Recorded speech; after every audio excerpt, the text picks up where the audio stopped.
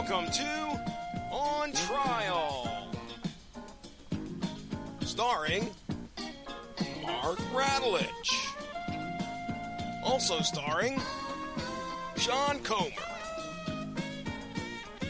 Hope you're ready, Hollywood, because you're on trial.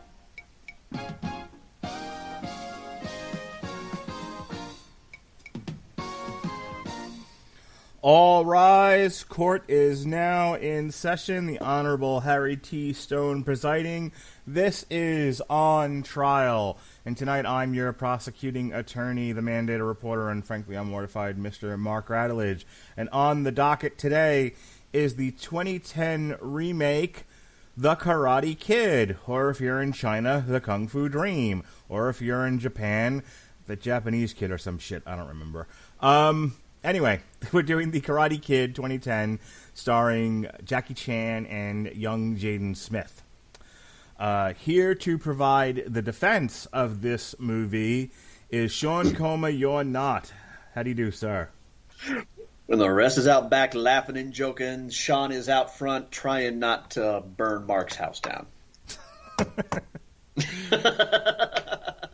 What can I say? We might as well throw that out there because if the next few months is any trend, y'all are going to be hearing a whole lot of me. So, Sean, apologize in advance. So you're going to be back tomorrow to do Cobra Kai. You obviously have some affinity for this IP. Did you see the Karate Kid movies, the Ralph Macchio trilogy, extemporaneously as they were coming out? Did you find them later? How did you come to Karate Kid? When I was growing up, I saw the original trilogy on VHS. I wasn't really old enough to have seen any of them in theaters. I just kind of skipped the next Karate Kid entirely, as did a lot of folk. I was going to say, so did everyone else. I had a dumbass young gamer, Sean doesn't know any better, affinity for the Karate Kid NES game.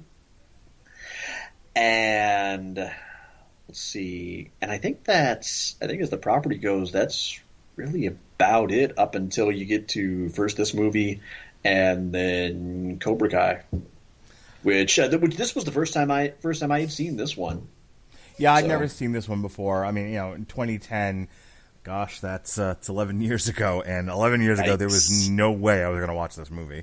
I just wasn't interested in Will Smith's son. And for me, the Karate Kid, having grown up in the 80s and watching them extemporaneously, the Karate Kid was always going to be Ralph Macchio. Mm-hmm. So, I like the first two movies. The first one's great. I showed that one to my kids, actually, a year or so ago. And I was like, oh, my God, you're going to love this movie. It's a classic. It's great. And at the time, we had, like, a tent in our living room, and my son just kept going into the tent. I was like, is it over yet? Wasn't quite ready for it. My daughter seemed to like it okay. She definitely the bully plot of it. Johnny and all of them bullying Daniel. It bugged her. She just it was injustice. She didn't like it. Yeah.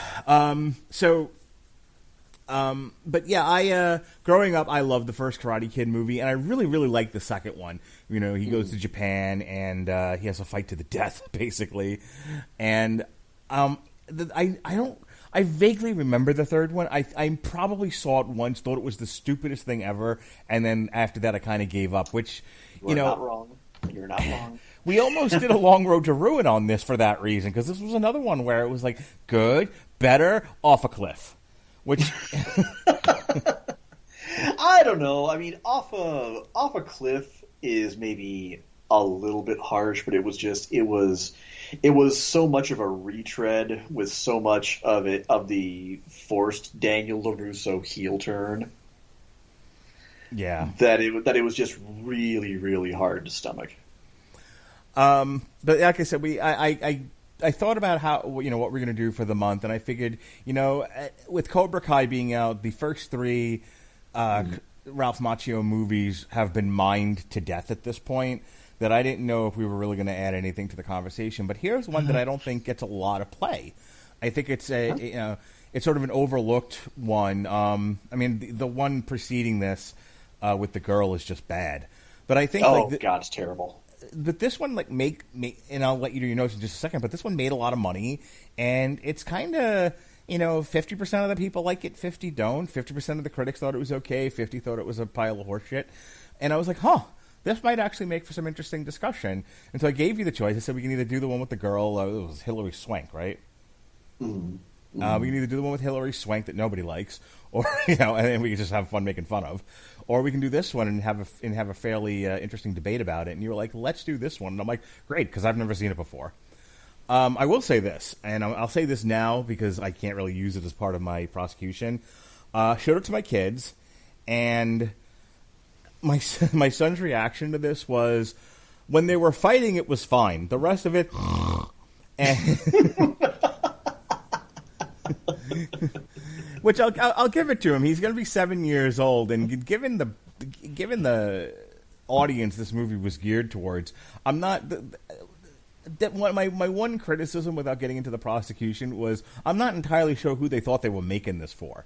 If this was for kids, it was was it overly long. Oh, and I can tell you exactly who they made it for. Who'd they make this for? Jaden Smith. Well done.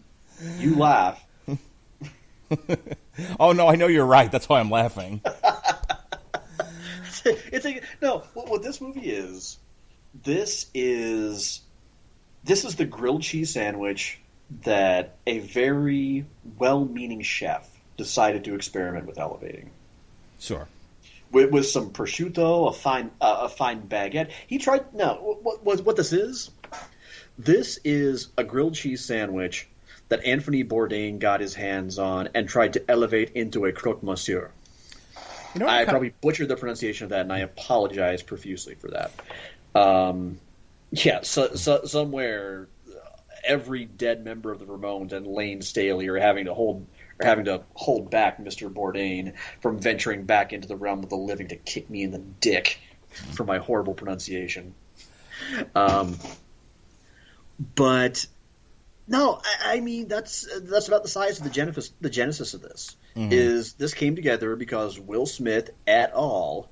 Kind of took the original premise, the original treatment for the Karate Kid, and refashioned it into a starring vehicle to launch his weird little crotch dumplings acting career.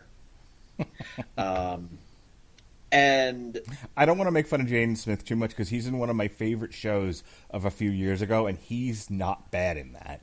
Like, I was all prepared to come out guns a-blazing that he's the worst actor ever, and if it weren't for nepotism, he would have never made it.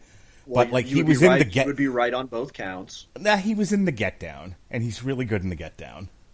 Okay, he was in one good movie, but otherwise, Mark, I defy you to tell me that his acting career hasn't been largely contingent on kind of using a combination of nepotism and the law of averages. If we force him into enough roles, eventually he's going to be passable in another one. Well, that's the funny thing is, I looked at his Wikipedia today. He actually hasn't done all that much. Like, After Earth seemed to have killed his movie career. And he's done a couple of indie flicks here or there, but he doesn't have a long list of projects. And like I said, I was ready to come out double barrels blazing, but then I saw he was in the Get Down, and I'm like, wow, he was in one good thing. One. No, and you see, it's like the exact opposite of one of the things that I legitimately admire about Nicolas Cage, and that's the fact that he goes by Nicolas Cage because he doesn't want to get roles based on his lineage. Mm-hmm. It's kind of like how I'll give you an example. Not that long ago, Anne and I, in my effort to introduce her to continue introducing her, I should say, to professional wrestling, we sat down and watched a future NXT on the WWE Network. For those of you unfamiliar, it's kind of the rise and eventual, evolution and phasing out of Florida Championship Wrestling. Oh, the documentary you're talking about. Yeah, their original developmental territory. And they're going through interviews with some of these people who started out there kind of during the halcyon days of the promotion, and some of whom eventually became huge stars in the main roster. and one of the ones was Charlotte Flair. And one of the things that I really rolled my eyes at was she just kind of unabashedly talked about how when filling out her kind of entry survey, they asked who she knew in the wrestling business, and she just wrote down Pops. And Nice. God, I did a fantastic Mark Calloway impression with my eyes rolling into the back of my head at that one. However, rightfully so, one of the trainers piped up with, "Who the fuck is Pops? Like, I'm just supposed to know who that is." Well, okay, that's not unlike kind of how I perceive Jaden's acting career. Is, the little weirdo tried, sort of, every time that Dad kind of shoehorned him into a role, and it never panned out. He's more like the Eric Watts of second generation child actors. I mean, I absolutely agree with you. Look, like I said, I think, one, if you haven't seen The Get Down, you really should, especially if you're into like 80s rap and breakdancing. But It's always looked kind of interesting to me. yeah, I watched it. It wasn't last year because last year it did nothing. But the year before, I think we went on a cruise, and I watched it while we were on vacation, and it's really good. There's a character on the show. His name is Shaolin Fantastic, and for a little while there, I was insisting everyone in my family refer to me as that. You're kidding. Tell me that was the name of Jaden's character. No, it was not. Oh, okay. I was going to say Jaden just what I remember of his public persona was he just kind of came off as trying too hard, eccentric so often that he quickly became one of those pseudo celebs I just kind of hoped would one day just kind of fade away into the background. All right, so give me some notes on this movie here, and let's get started. Well, it's really pretty simple. Circa about 2008 was when word surfaced that work had begun on putting a Karate Kid remake together. As we said, produced by Will Smith, so he could strap a rocket to Jaden's acting career. And it really it models admirably the skeleton, the very general skeleton of the first movie. As we pointed out, it's puzzling that it's even called The Karate Kid because it has fuck all to do with actual karate. Instead of Okinawan karate, it's now all about Jaden learning kung fu in China, which is why it's referred to as the Kung Fu Dream in China, and just Best Kid in Japan and South Korea.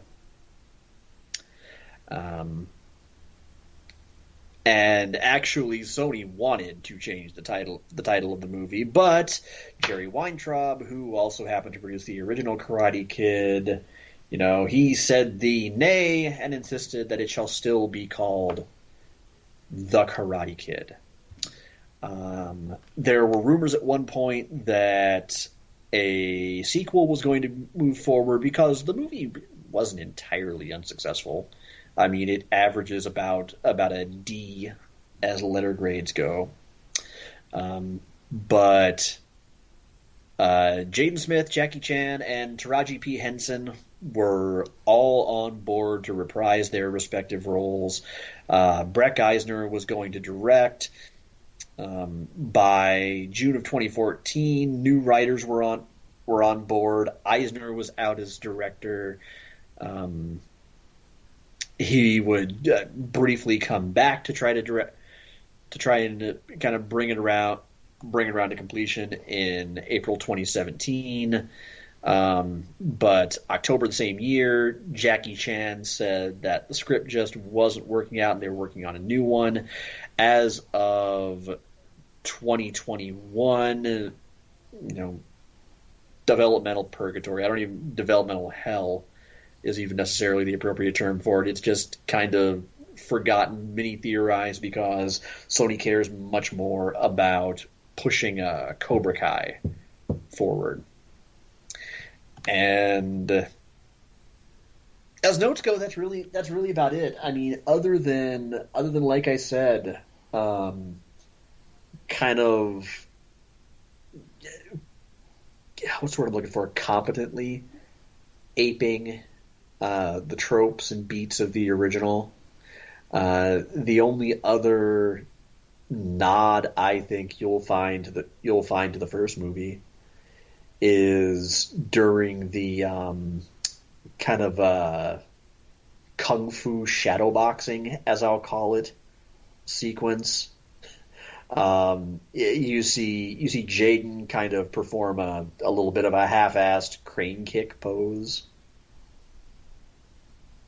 but I mean, otherwise, that's it. The makers of Cobra Kai have even acknowledged this doesn't take place within the Miyagi verse. All right. Your Honor, if it pleases the court, a remake is a funny thing. You're obviously going to have beats and elements of the original source material, but the trick in making your remake stand out is to do something interesting with it. Changing locations, changing actors isn't enough. Trying to make it a more global, more universal appeal in and of itself isn't enough. You have to think long and hard about what it is your interpretation of this thing is going to say. What are you trying to say with this movie? Where are you trying to take it? And here's the thing.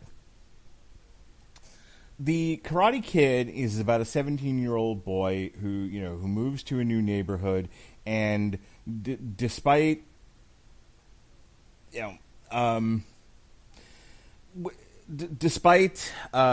his hardest of trying to avoid the situation, just keeps running afoul of the same group of bullies.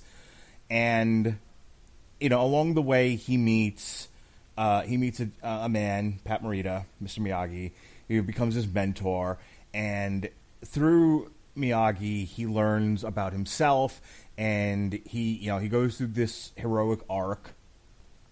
He gains self-esteem, self-respect. He learns to channel his anger. Daniel, if you'll remember, Daniel's a very, very frustrated individual.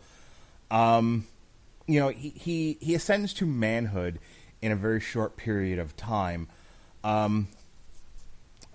And I think people, both young and old, identified with the Daniel character. And that's sort of the lasting effect of the Karate Kid movie, was people could project themselves into Daniel. He's a flawed character, but he goes on this really great arc, and you're there with him at the end. It was the Karate Kid is compared to Rocky, and in a very similar vein. Rocky's another person people can project themselves onto. Here's this guy who's a ne'er-do-well, and he's sort of given up on being a boxer of sorts. He's just sort of, bumming through life, and he doesn't see the value in himself. And then he gets the opportunity of a lifetime, and he goes into a war with the champion, and he loses by decision, I think it is, but he went 12 rounds with the champion. And that's what heroes do. I said this on the George Foreman podcast. If you want to win the hearts and minds of people, you stand up against better or same or better opposition, and you come out of it, and you give it your all, and people will love you for it. All right, so that's like every sports movie that we all love. Is we want to cheer for our heroes and project ourselves onto them. And you look at the 2010 Karate Kid. I'm not entirely sure, and I watched this with children, as I said before. I'm not entirely sure anyone wants to project themselves onto Jaden Smith. His character Dre. He's, this 12-year-old kind of bratty kid, and say what you will about Ralph Macchio, but Ralph Macchio had some charisma to where, and I don't want to pick on who at the time, was a 12-year-old child, but Jaden Smith didn't have that kind of leading child charisma. He just didn't. So you have a movie that if Jaden's not working, if the Dre character doesn't work, the whole movie just sort of falls apart. And, I said at the top of the show, like, who is this supposed to be for? Is this supposed to be a kid's movie? Are kids supposed to look at him and go, I want to be that kid? And maybe some of them will, but I don't think the majority will want to see themselves as that kid. I don't think there's a lot about him that, that kids would want to be. And then no adult watching that movie wants to be that child. It's like, this has to have been made for a child audience, but at 2 hours and 20 minutes, what child is sitting through this? This is a long slog of a movie. I started this prosecution with what are you trying to say with your remake? And here's the thing. Despite the fact that half of it's in Chinese, which, by the way, is one of my big nitpicks about this, is it's almost entirely in a foreign language and there's no subtitles. And so it mimics the original Karate Kid in all of its beats so well, in fact, that I could follow what was happening without the subtitles when they were doing it in another language. But if you're not as familiar, and certainly if you're a child watching this thing and you don't know the original beats of the Karate Kid, I tell you right now, the kids I watched it with who have seen the Karate Kid were completely lost. Just like, what is happening in this movie? So yeah, strange decision to not have subtitles when you have long conversations between two Chinese people, in another language, and you have no clue what is happening. Anyway, they seem to, on the one hand, they stick so closely to the beats of the original that I feel like they didn't do anything interesting with this. They didn't say anything with this iteration of the Karate Kid. They just did a cover song. However, it's one of these deals where it's like, but we'll change it from California to China, to Beijing. And we'll change karate to kung fu, and we'll change it from a 17-year-old white kid, Italian white kid with an attitude, Brooklyn attitude, to a diminutive black child, and we'll change the old wise master from a Japanese war veteran to Jackie Chan. And it's like they put no further thought into the movie than that. We'll just move everything to this other setting, this other environment with these new actors, and that's all this movie's going to be. Which was frustrating to watch. I understand there's only so much they can do with this, but that, again, if you're going to remake a movie, you're going to go out of your way to remake a movie, do something interesting with it. And it's not on me, as the reviewer, as the podcaster, to tell you what more you could have done with this thing. It's up to you, the people in charge of this project. That should, Sean said before, this was Will Smith trying to find a vehicle for his son. Well, then maybe Will Smith should have helped think of a better idea than, it'll be in China. Good enough. Beyond that, I don't want to steal any of Sean's thunder here, but the one thing this movie has going for it is when they are fighting, and I made a joke about this earlier. My son said, when they're fighting, it's great, and it's true. The fighting is really good in this. The fighting is, one might say the fighting is even better than in the original Karate Kid. Like when they actually get to the tournament, those kids are, were pretty breathtaking, and it looks vicious. Especially the final fight between Dre and the bully. But that's it. It's 2.5. It's almost 2.5 hours to get to one good thing about this movie. The rest of it is just kind of blah. Tajiri, oh God, what is her name? Taraji, sorry, Tajiri, wrong person. Taraji P. Henson. Taraji P. Henson's okay. She's a great actress and everything. I actually like a lot of what she does. But here she's trying. She's doing the best with the material they gave her, but meh. Not that Daniel's mom was anything, interesting in the Karate Kid, but like you can like she's a fun character, and you can kind of see where her character is written where she's trying so hard to get Daniel over the hump, and she just doesn't know what to do.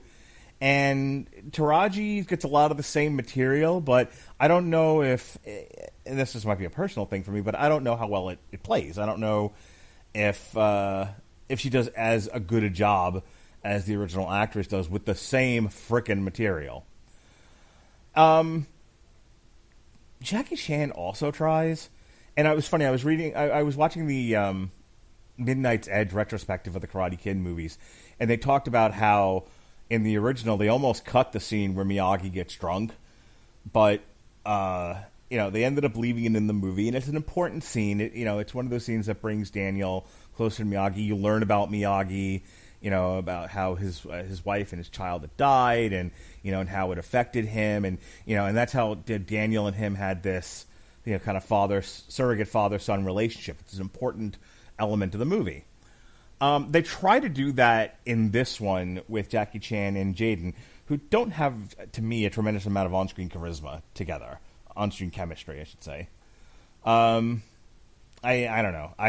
I did not see in this movie the same kind of chemistry that Pat Morita and Ralph Macchio had, to where you could buy a surrogate father-son relationship. I think they tried. I think they played the notes, but it doesn't have the same soul. And the tragedy that they gave Jackie Chan to work with was that he was driving a car, fighting with his wife, and which reminds me, we forgot to do the plot synopsis, but that's okay. It's been a while since I've done this show. But they're driving in a car. He's fighting with his wife. He doesn't even remember why they were fighting, and he loses control of the car, and they get into a car accident, and the wife and the kid die. Not as strong as the Miyagi story. I think they tried. I think they thought they were doing a good thing with this. They were, thought they were doing something interesting with it.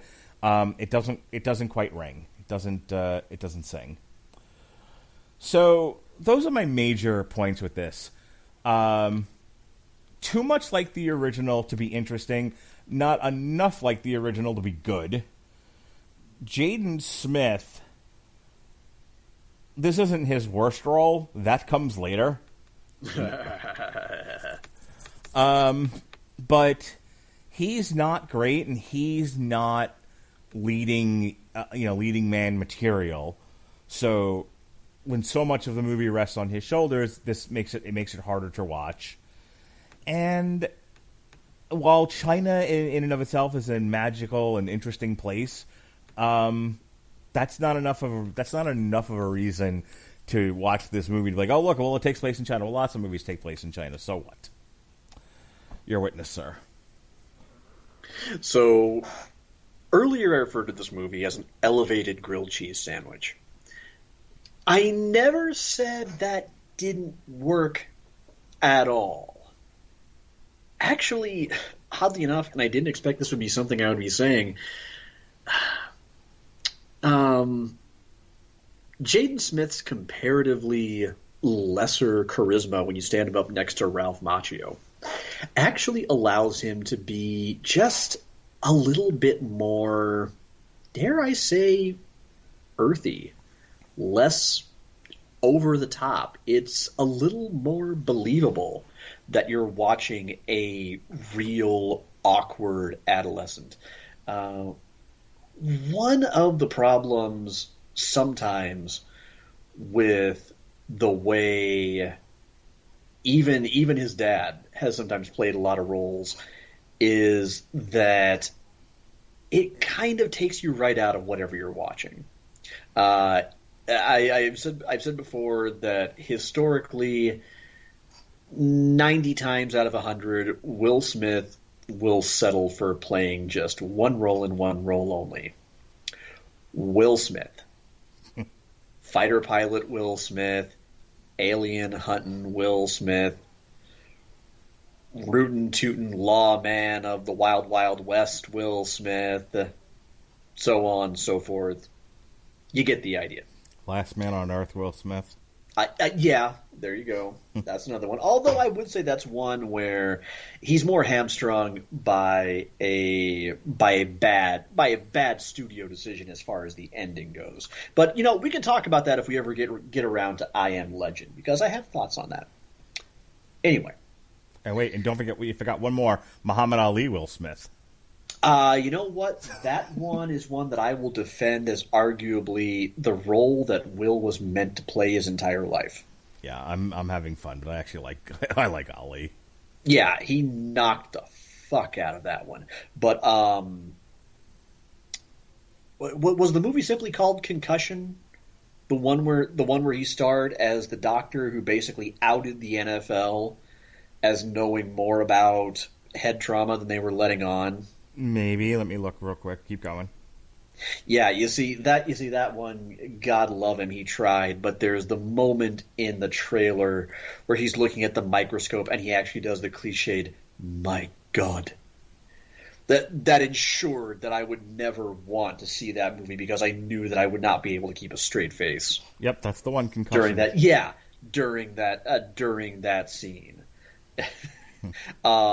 Quite possibly right up there with The Pursuit of Happiness, among the most Oscar baity roles to ever bait for an Oscar, at least in Will's career.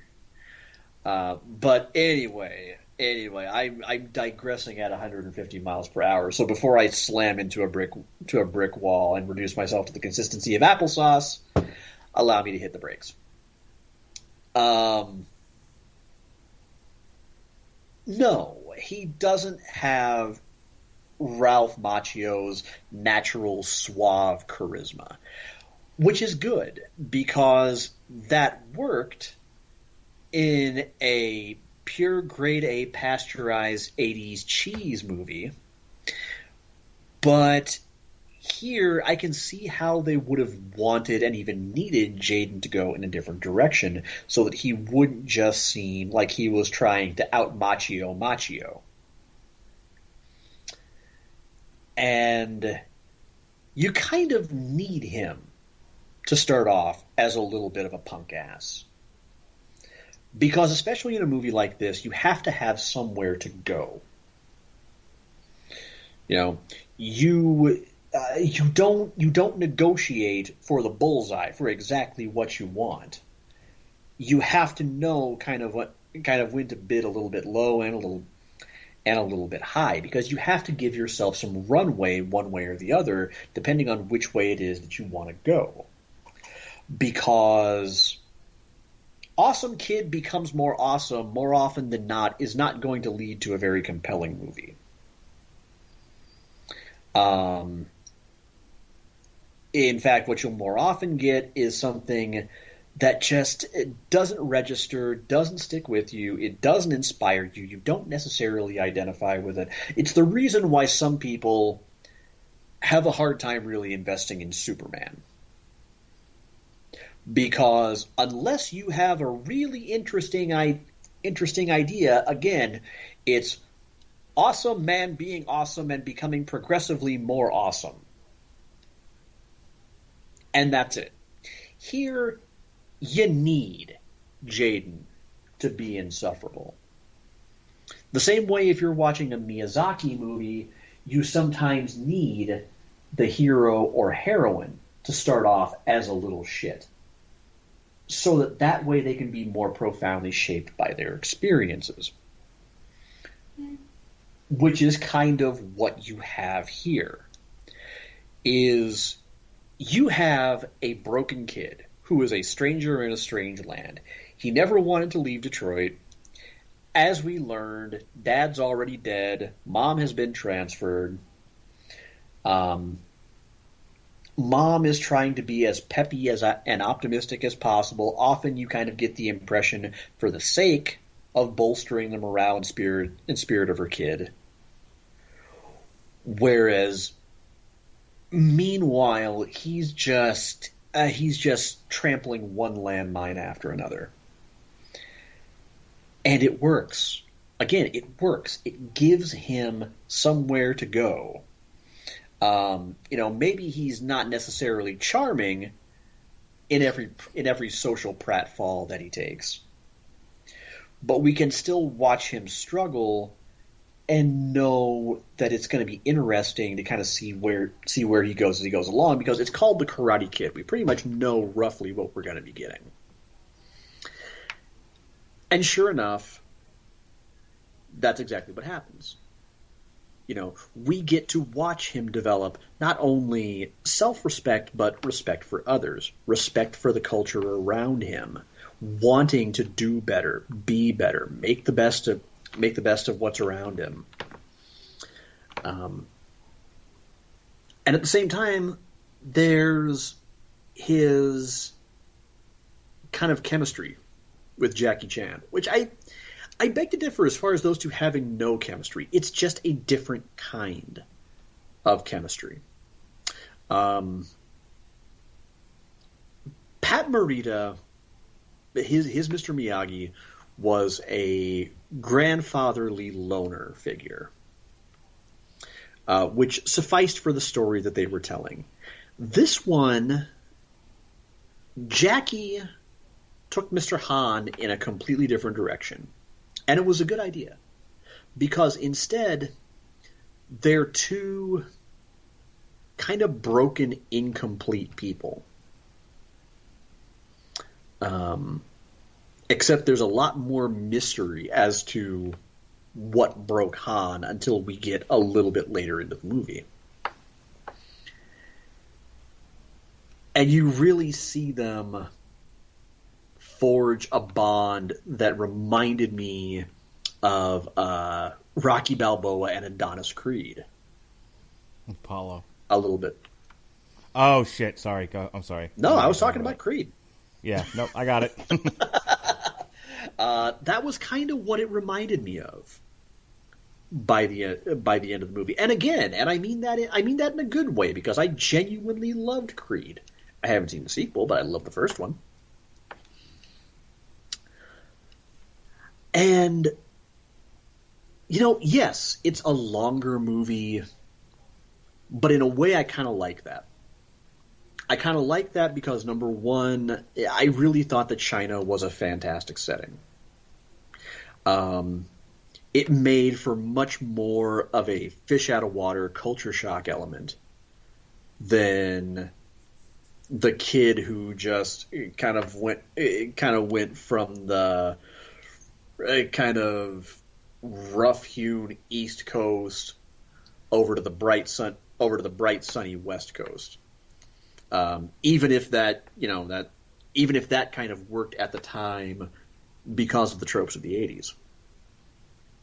But here, you're talking about a young black kid from Detroit who all of a sudden has to make his way in this ancient culture, steeped in religion, not necessarily rejecting of modernity, but it's not the linchpin of Chinese culture.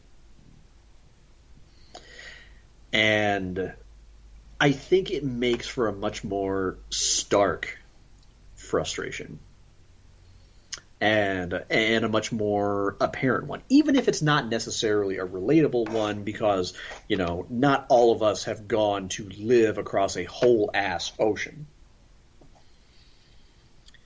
But it was interesting in its own way.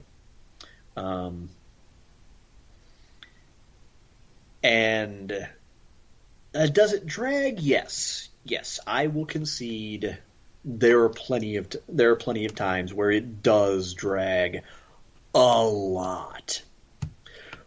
But what I did like about it was all the action sequences.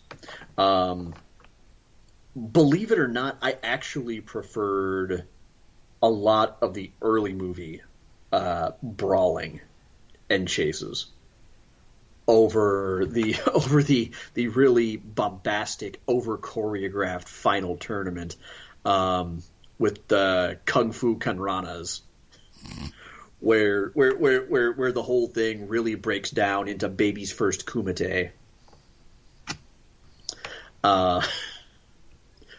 I'll get to that, believe me.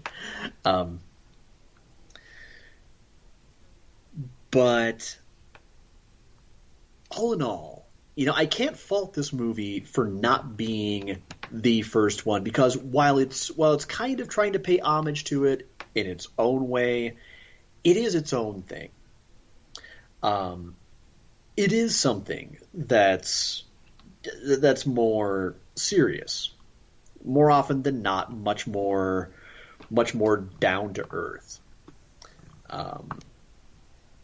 Even if it obviously has its over the top elements, like how, my God, this community takes kung fu as seriously as Texans take high school football.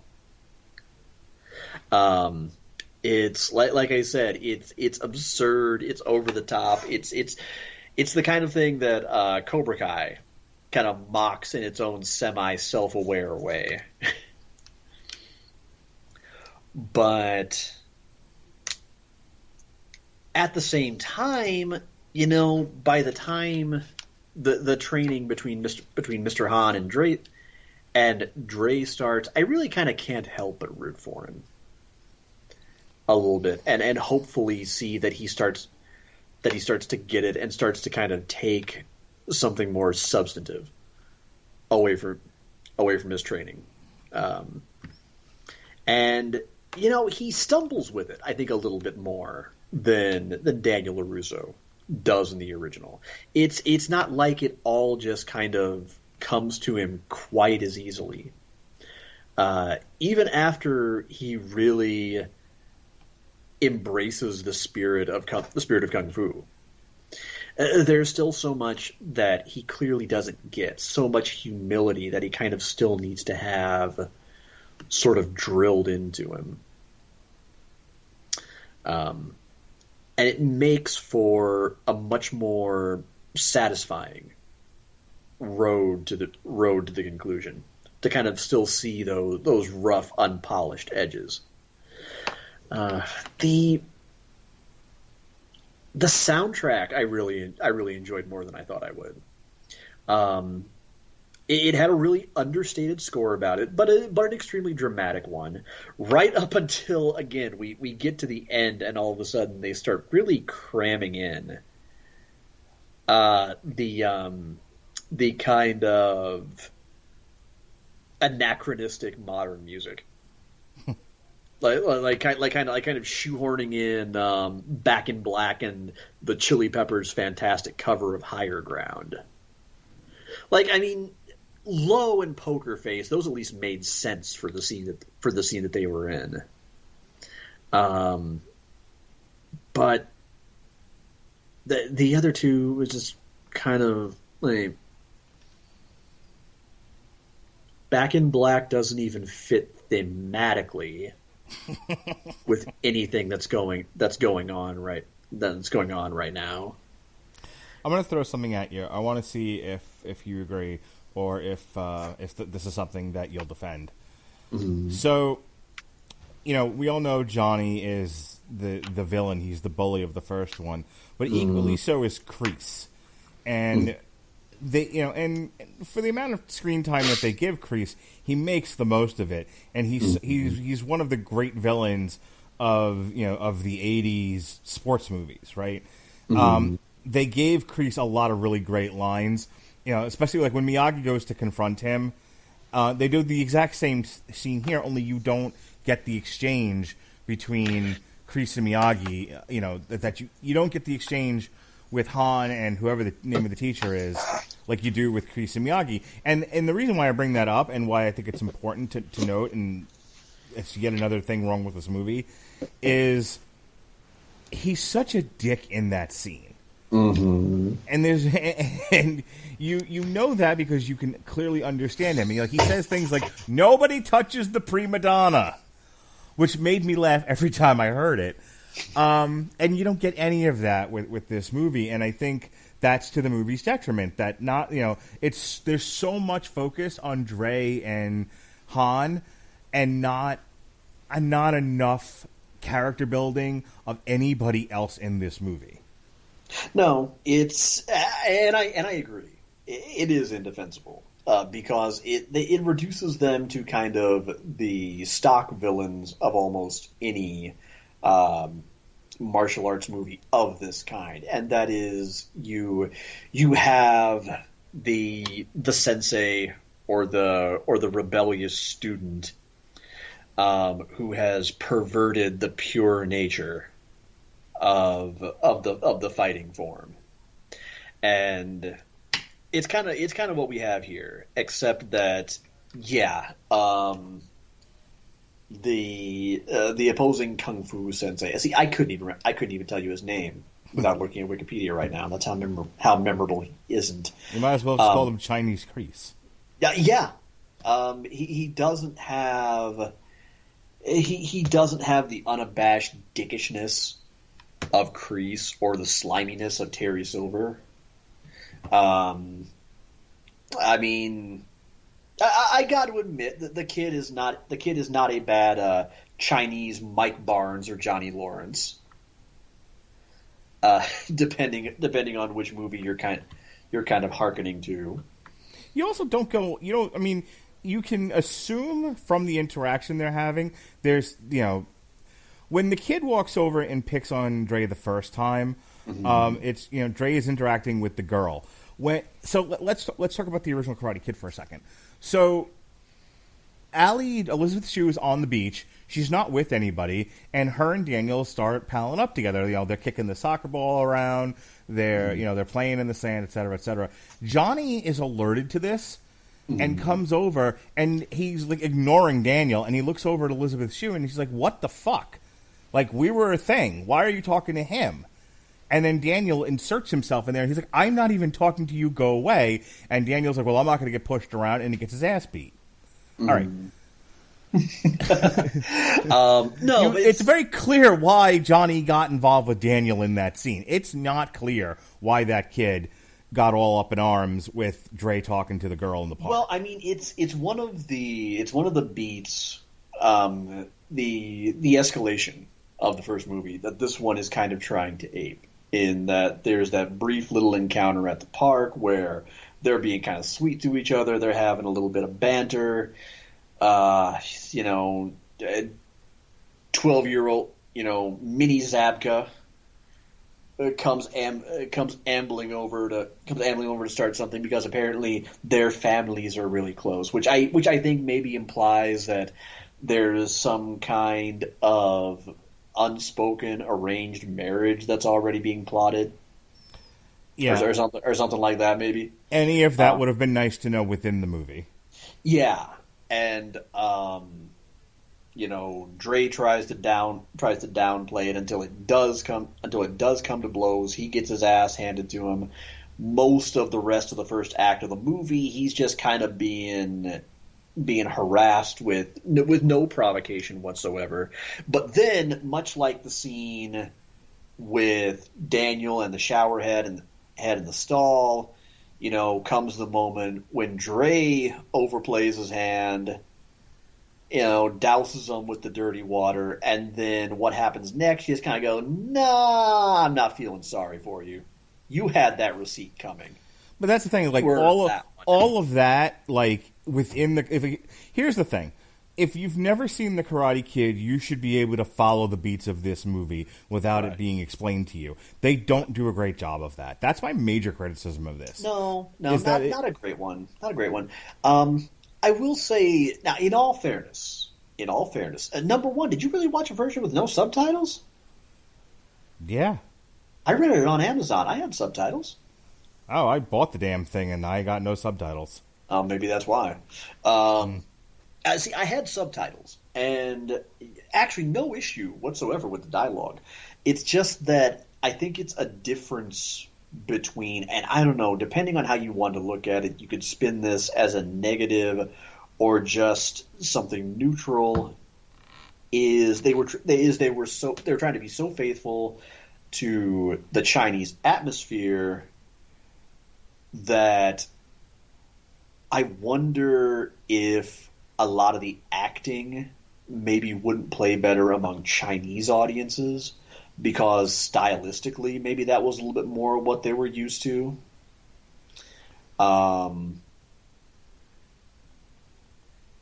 and maybe kind of the unspoken language or just the delivery just didn't quite register with Western audiences quite the way it did with the delivery of, Martin Cove and Zabka and Machio in the original.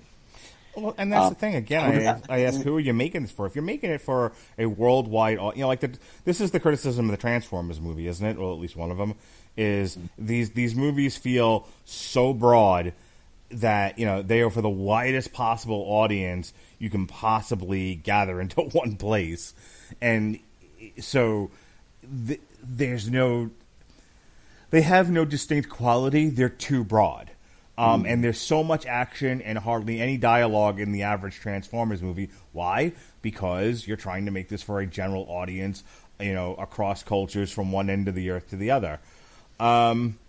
Whereas the Karate Kid was clearly made for an American audience, and an adult American audience at that. Yeah, I think it was. I think the effort it was making was really trying to convey kind of a reasonable facsimile of Chinese culture to American audiences, and don't get me wrong, part of me kind of admires that, actually. Yeah, I can appreciate that. I got to think that's one of the reasons why Jackie Chan was so keen on wanting to have something to do with this. I got to think that if they had. That if they really had kind of cocked that element up, Jackie would have probably noped right out of there. But no, I mean it's hard for me to hate this movie for not being something that it was never intended to be, and it clearly was not intended to be just a rehash of the Western atmosphere, a lot of the lightheartedness of the original. But it took things in a much more ambitiously dramatic direction. I think it tried to keep things a lot more earthy. The action, I thought, was a lot more hard-hitting and easy to appreciate than the first one, even if, come on, the final tournament sequence, 99% of that shit would have probably gotten somebody disqualified and probably guaranteed a ban from ever competing in that event ever again. Again, like I said, Kung Fu Kanrana.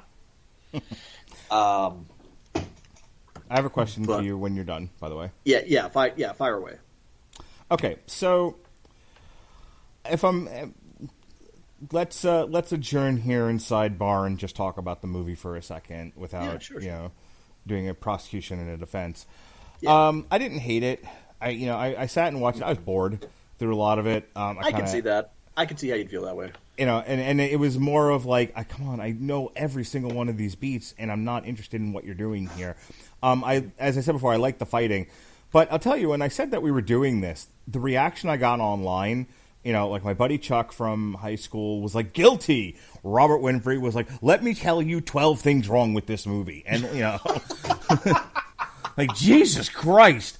Like, this garners an intense amount of, it's not Ghostbusters 2016 or anything, but it's kind of, in the ballpark of that level of intense hatred. And I feel like this movie sort of lands somewhere between, if you were the intended audience for it, you're sort of lukewarm on it, and if you were, my age, maybe even your age, it's like you fucking hate it. And I'm like, but why? I don't think this movie is worth being hated. No, and I don't think it's like the worst movie ever. But my question to you, and I don't know if you have a ready answer for this, but why do you think people react so negatively to this movie? In large part, I think it was because they called it the Karate Kid. And I've made my jokes about ha ha ha, there's no actual karate in this, ha ha ha ha ha. No, seriously, you saddle a movie with that title, and it comes with a certain expectation. And, among Western fans, movie fans in particular, Okay, in fact, let's narrow that down even further. American movie fans, in particular, that comes with the expectation that it's going to lockstep with the spirit of one of the quintessential trope fest sports movies. Like it's right up there with the Bad News Bears and the Mighty Ducks in terms of what you expect. And you expect something that's going to be super lighthearted, cheesy in all the right places. Like you said, Daniel LaRusso as our handsome, charismatic, plucky underdog leading man that we're rooting for the whole way. Whereas in this case, you just don't get that. You just get something that's trying to tell a much more honest, dramatic story from that same premise. Jackie Chan is not very likable for most of this movie. Not remotely the way Pat Morita was right from the get-go in The Karate Kid. Jackie's kind of a dick. Mm-hmm. He is an asshole for the first little bit that we see him.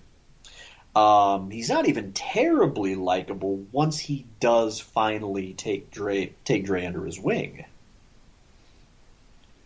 But it's because I think Jackie was kind of trying to be a true actor and tell a real story here.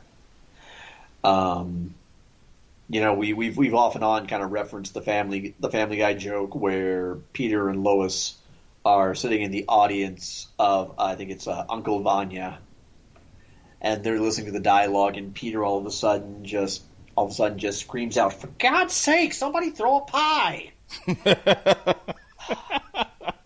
And this is not that eminently quotable movie. There is no sweep the leg. Yeah, put him in a body bag, wax on, wax off. No, what we got was hang your coat, take off your coat. Yeah, and I will admit that part did drag on way, way, way too long. Overall, the montages, to be honest, were pretty damn good. I defy you to tell me otherwise. No, the best parts.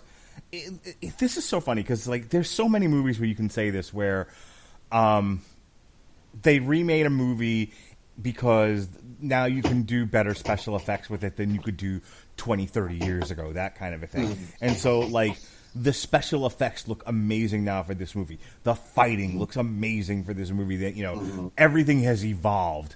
But a lot of those movies lose the heart and soul of what made the movies really spectacular. I don't want to pick at Ghostbusters 2016, and I know somewhere out there Robert Winfrey's going to listen to this and be like, but it deserves to be picked on. It deserves to be thrown over the pinball machine. All right, take it easy.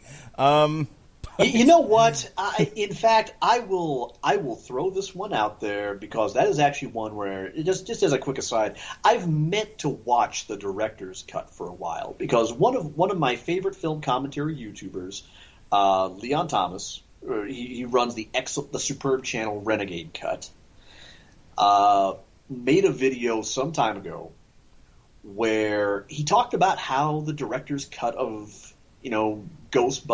of the new Ghostbusters was actually really damn good. And he made some convincing arguments that have left me wanting to check that out. I've just never quite gotten around to it.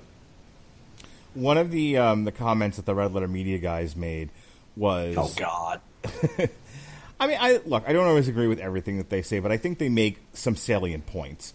And one of the things they talked about was that in the original... They're on my Mount Fuckmore of online critics who have ruined criticism, sandwiched squarely between the assholes from Cinema Sins and Doug Walker. Okay. I still like them. But their criticism of Ghostbusters 2016 was when you look at the original, they had all of this ghostbusting equipment, but it was there because they needed it to they needed it to do things in the story. They were utility items. The movie wasn't about them. So much of Ghostbusters 2016 is developing those tools. A big part of the plot is them experimenting and creating the Ghostbuster materials, like the Ghostbusters machinery. And the comment that got made, if I remember correctly, was like that fundamentally misses the point of Ghostbusters. Ghostbusters isn't about catching ghosts. It's not about the mechanisms of which you use and tools to catch the ghost. It's about these three schlubs who, and this is sort of adventure that they go on. And there was a little bit more to it than that, but it wasn't about the tools. And so much of 2016 is about the tools and the cool things you could do with them. Another thing from Red Letter Media.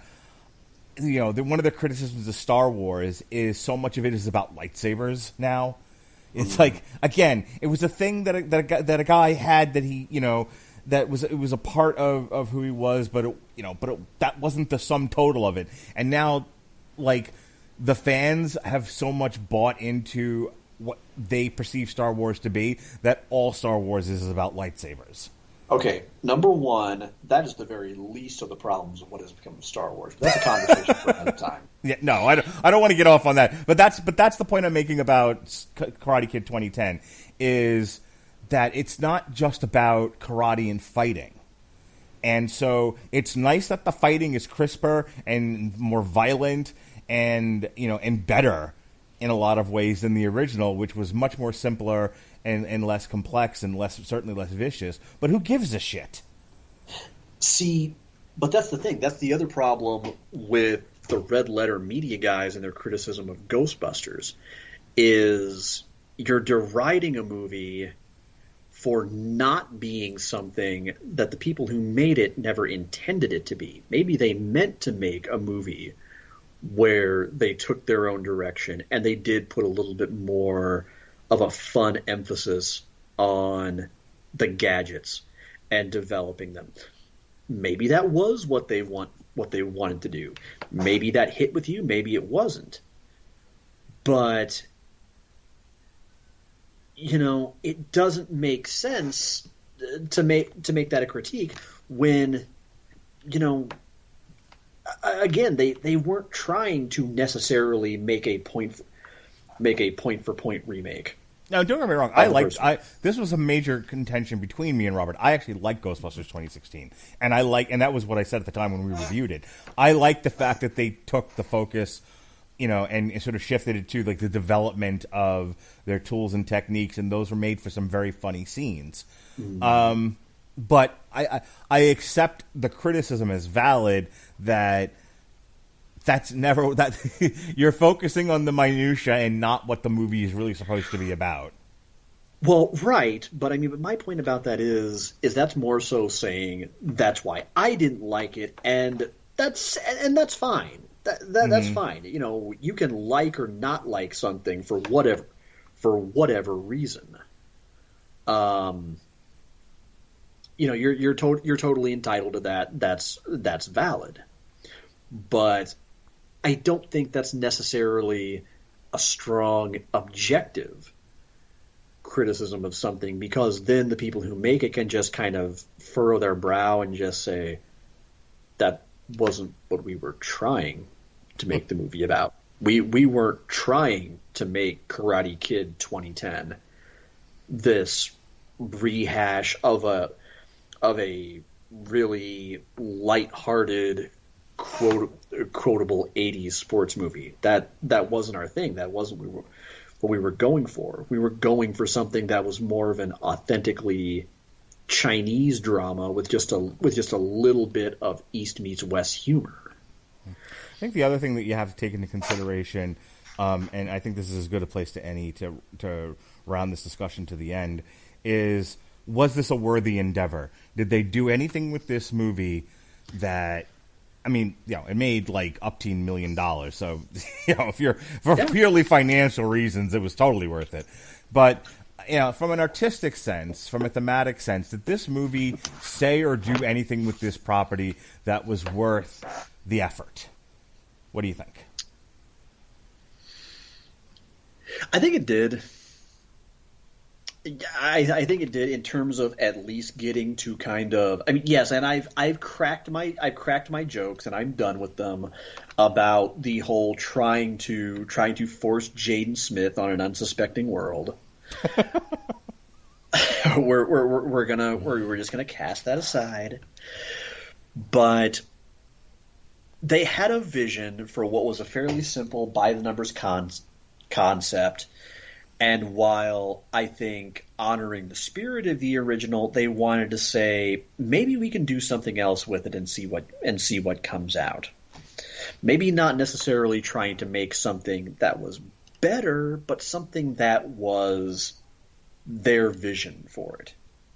And there are a lot of people that I'm sure will probably roll their eyes when they say this, but.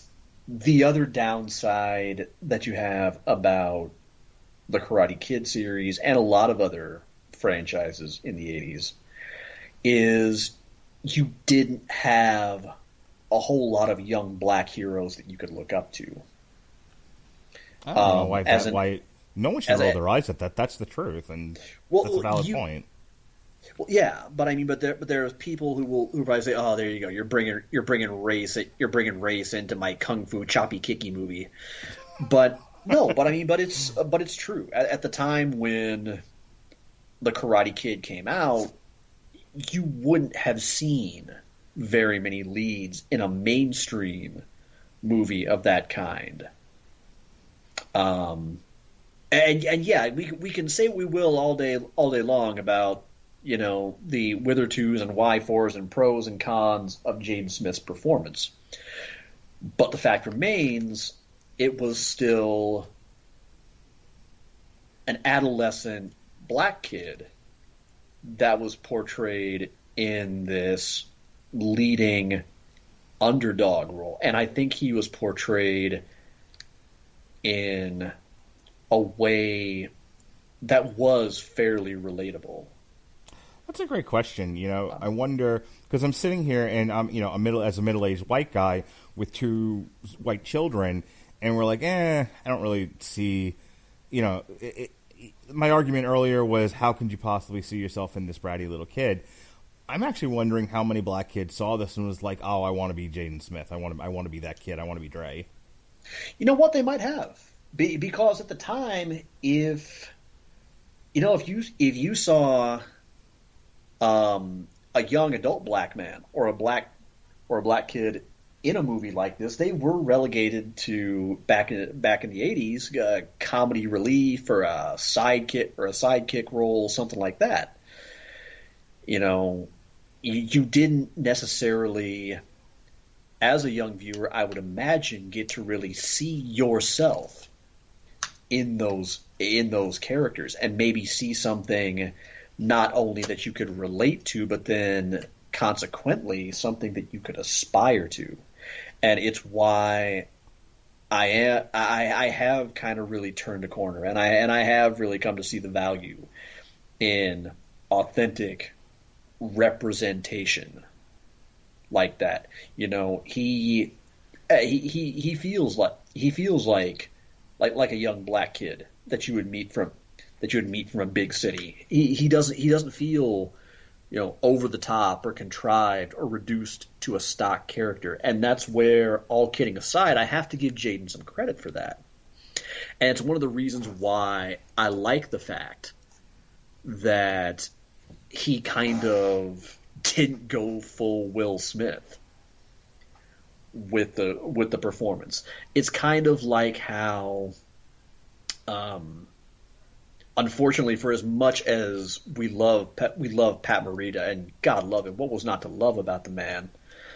The Mr. Miyagi character, unfortunately, for as much heart and genuine feeling as he put into it, it kind of became the trope. It kind of became the stock character for the wise old Asian master.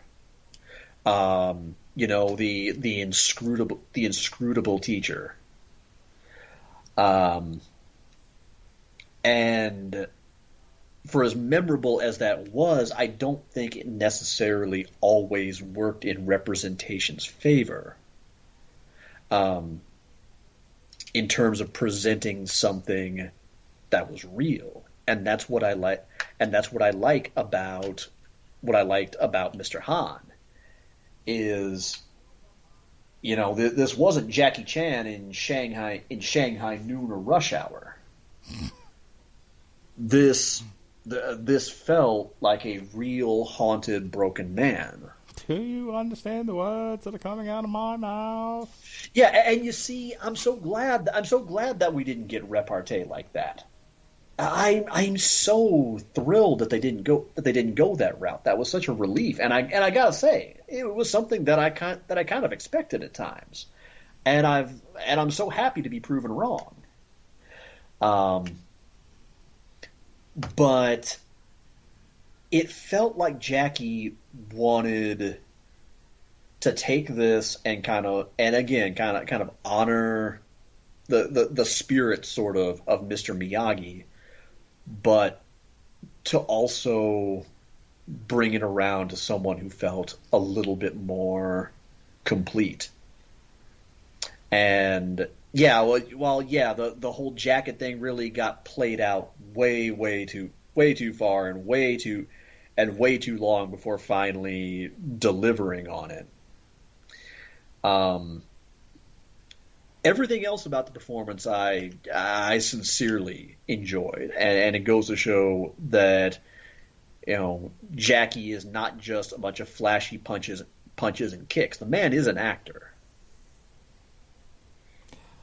All right, I think that's where we're going to end it for tonight. The next time we do an on trial we're doing something really weird next month. I decided to dedicate an entire week to things done by Ed Brubaker. So we're doing one of his. Glad you did. We're doing one of his comics. We're doing a show that he wrote that ended up on Amazon Prime, and then we're doing a movie that was actually. I don't think he worked on the movie. I think the director that he worked on the television show with, Too Old to Die Young, also directed this one, if I remember correctly. That's the connection that I made. So anyway, we're going to do kind of a bizarre movie called Only God Forgives next month. So that'll be the on trial for the month of February. As I said, tomorrow, Sean will be on the Cobra Kai Season 3 review, along with Andrew and David, who were just on our Mandalorian review this past week, along with Alexis Haina. We also reviewed Impact Hard to Kill. We reviewed Star Wars The Bounty Hunters, Galaxy's Deadliest. We did another chapter in the history of boxing on George Foreman. We looked at The Boys Volume 2, Get Some, The Boys Season 2, Transformers, War for Cybertron Earthrise, AEW New Year's Bash. And next week, we've got The Chilling Adventures of Sabrina, issues 6 through 8. The last part 4 of The Chilling Adventures of Sabrina, the television show. Sean will be on that one as well with Alexis Haina. We'll be doing our first Metal Hammer of Doom of 2021. We'll be looking at Italian progressive metal band Labyrinth. Welcome to the Absurd Circus. And then finally, the Podsman and I will be reviewing WWE's India special Superstar Spectacle. And then Alexis Haina and I will be reviewing the next part of the Looney Tunes cartoons from HBO Max. That's the Rattle Legend Broadcasting Network right now. Sean, what do you got going on? Well, next month, if you don't mind my plugging a few of the shows that I am going to be on. February 2nd, I am going to be joining Mark and the crew to review the 2021 Royal Rumble. Just a few days later, February 4th, I am going to be joining them to review the new Weezer album on Metal Hammer of Doom. February 11th, it is the Korean space epic Space Sweepers. Coming to Netflix and subsequently coming to the Radulich Broadcasting Network. February 22nd, I am going to be joining them to review Ed Brubaker's Scene of the Crime, because I love me some Ed Brubaker. February 24th. I'm pulling double duty. I got 2 podcasts in one day. It's Only God Forgives on Trial. And then the same day, I am going to be joining them to review WWE Elimination Chamber. As for more recently, it finally happened. It finally happened and was probably about ready to bust a foot off in my ass if I didn't do it. But I am back to streaming as of last night. And in fact, it's about 9:30 p.m. Central Time right now. In about 30 minutes after I get off of here, I'm going to be back on twitch.tv/Comer Codex tonight, playing a few hours of Kingdom Hearts. And then tomorrow, January 21st, I am going to be back on for an early stream from 4 p.m. to 7 p.m. Central Time, playing probably either some more Kingdom Hearts or maybe a few hours of Apex Legends. I'm still working on a proper schedule because Ann and I both now have full-time jobs, and we're trying to kind of get our schedules worked out.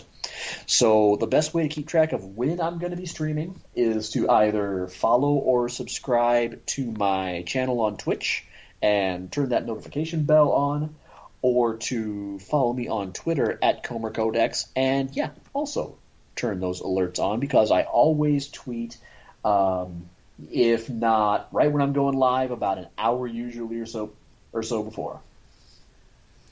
All right, folks, thank you for joining us for On Trial tonight.